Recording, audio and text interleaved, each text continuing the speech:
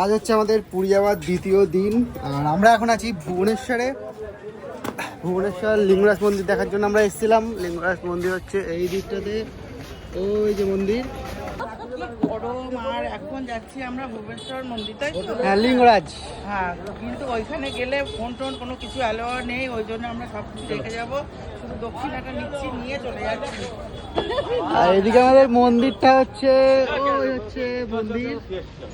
এখান থেকে 5 মিনিটের হাতটা পথ পড়বে।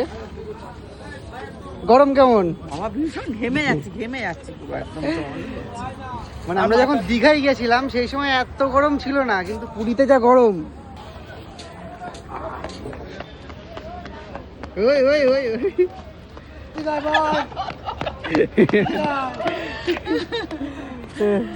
তো সেই একটু দৌড়িয়ে নিলাম, খিদেটা বাড়িয়ে নিলাম একটু। আমরা লিঙ্গরাজ মন্দির অনেকটা কাছে চলে এসেছি আর মোবাইল নিয়ে এসেছি, এর কারণ বাবা বললো যে বাবা পরে যাবে, তাই বাবার কাছে মোবাইল রেখে দেবো।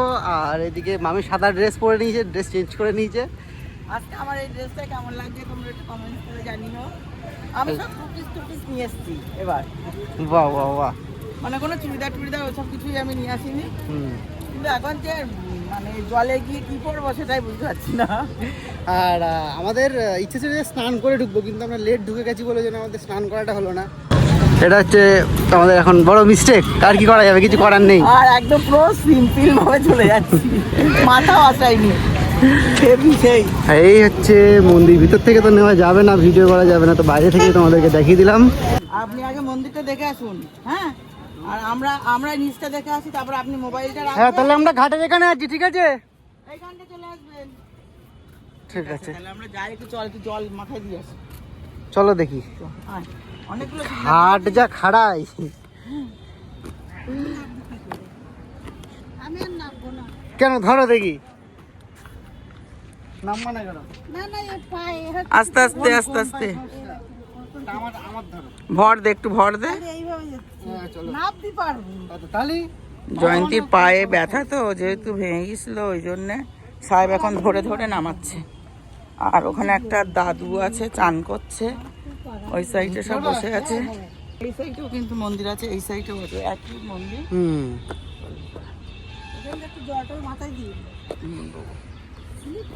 ना ना दादू, इस घाट का क्या नाम है? पार्वती सागर। पार्वती सागर। तो यहाँ पर रोज नहाते हो क्या? हाँ, कितना गहरा होगा ये? 20 फुट होगा। बाप रे। अरे ये कितना पुराना होगा? हमें मालूम नहीं, हम तो जम दीजिए। जन्म থেকে দেখেছি। হ্যাঁ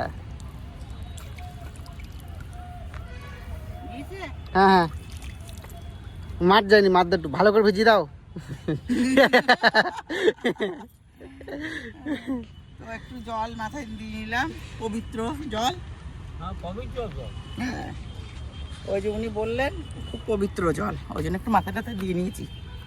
চলো তাহলে যাওয়া যাক। তো আমরা এখন আছি লিঙ্গরাজ মন্দিরের একদম সামনের এন্ট্রেন্সে, আর এখানে মামি দাঁড়িয়ে রয়েছে, কারণ বাবা আগে ঢুকেছে, বাবা বেরোনোর পরে তারপরে আমরা যাব, কারণ আমরা জুতো পরে এসেছি আর আমার কাছে মোবাইলও আছে, ভিডিও করার জন্য নিয়ে এসেছিলাম, ওই জন্য বাবা আসলে তারপরে তো আমরা বেরোবো।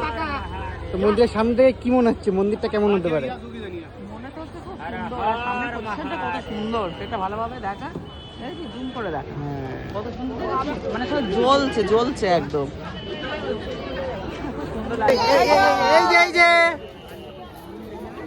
হ্যাঁ, ঠিক আছে ঠিক আছে, নিয়ে আসো জুতো নিয়ে আসো।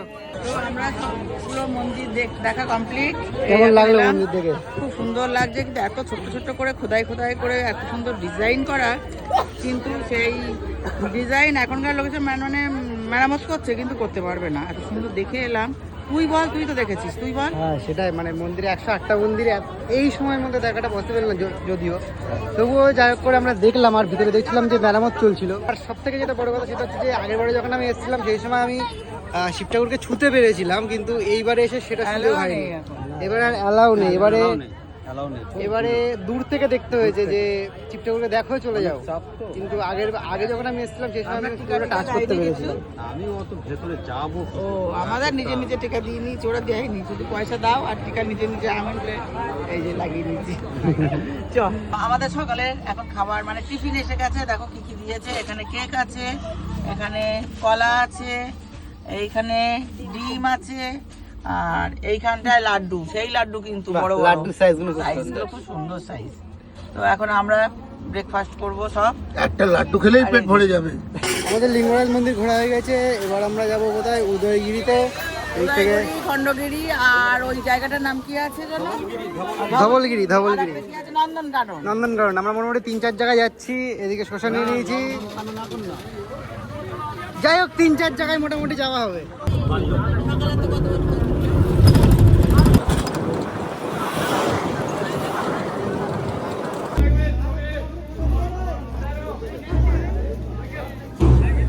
আমরা একদম মাথায় উঠে গিয়েছি, আর এদিক থেকে পুরো শহর দেখা যাচ্ছে।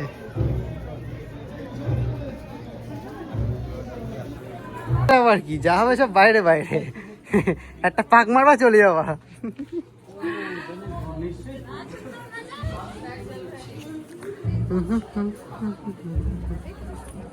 কি নিলে কি?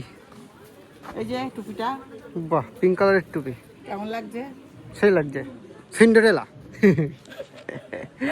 আমি যতবার আসি এখানে, আমি ততবার এসে একটা করে টুপি নেবই।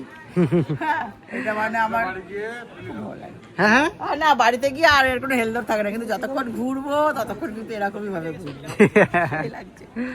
উদয়গিরি থেকে আমরা চলে এসেছি, আর এদিকে আমাদের খাওয়া দাওয়া বন্দোবস্ত করা হয়েছে। দেখি আমাদের খাওয়া দাওয়া যাচ্ছে কি আগে তাই যাক। ও সরি, আমাদের না তো, আমাদেরটা এখনো চলছে খাওয়া দাওয়া, চলছে। মানে বানানো হচ্ছে। কতদূর দেখি। আমাদের এখানে ভাত ফুটছে, আর এটা কিসের তরকারি হচ্ছে? ডাল হয়ে গেছে, ডাল আর কি হয়েছে?